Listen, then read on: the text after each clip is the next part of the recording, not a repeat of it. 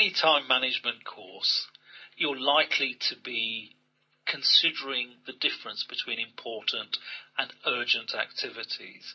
And what I want to do here is I want to say all activities are important.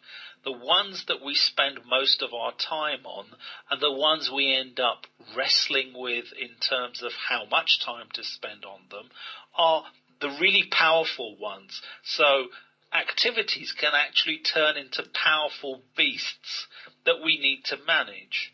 If you'll allow me, I just want to use a couple of pictures to try and show the difference between important and urgent. Well, if activities are powerful beasts, let's just imagine that this chap here represents an important activity.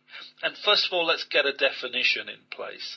Important activities are those that have an outcome that leads to the achievement of our goals. So they are things we will have planned and things that are important to us, and therefore things that we will want to be in control of. If you look at that tiger, then basically there's no real threat coming from him. He is under control. He might not be under your control, he may be under his own control, but let's imagine for now what he's doing is he's representing something that we would call an important activity. It's something you need to focus on the entire time and pay attention to because it's hugely important to you. Now, let me use a similar analogy to show you an urgent activity. If this guy was coming towards you, then you would have to take urgent action. And again, let's get the definition of urgent in place. Urgent activities demand immediate attention due to an uncomfortable situation. And believe me, if this guy was coming after us, we would definitely be in an uncomfortable situation.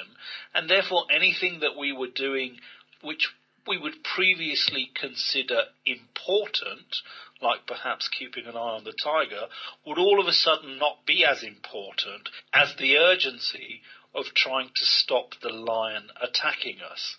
What am I really trying to say here? Well, activities come in different guises.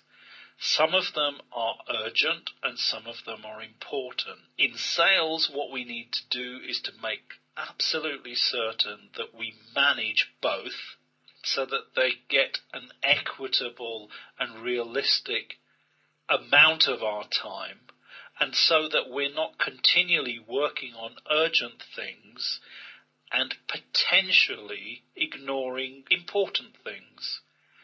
When you have a lot of urgent things, it's usually because deadlines have been missed. And the reason deadlines are missed is because when plans are made, they are deemed to be important, but when we actually carry out the activities, other urgent things get in the way and stop us doing the things that are important. Therefore, we get into this continual loop of always having to work on urgent things. And the way to avoid that is by planning your time and your activities correctly and managing the important ones in such a way that you complete them within the timescale you've set.